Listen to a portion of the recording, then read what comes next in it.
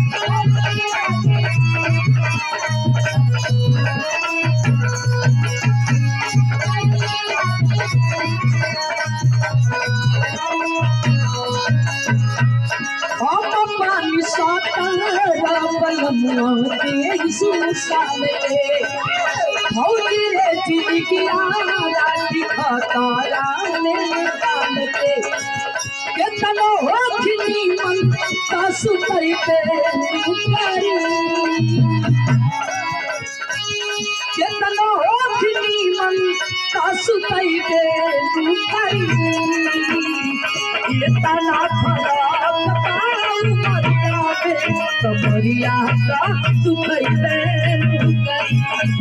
हो ये गाना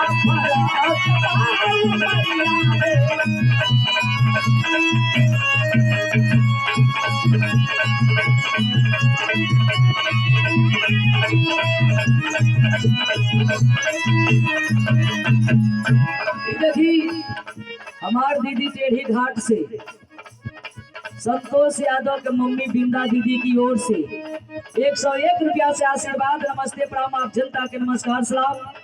ये देखे दुर्गावती दीदी टेढ़िया घाट से महेश के मम्मी की ओर से 51 रुपया से आशीर्वाद चढ़ो में नमस्ते प्रणाम आप जनता के नमस्कार सलाम।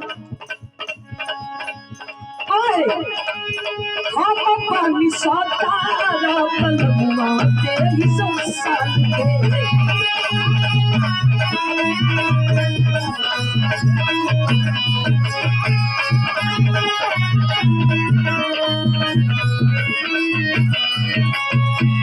भौजी रे चिमटिया राखी खतारा में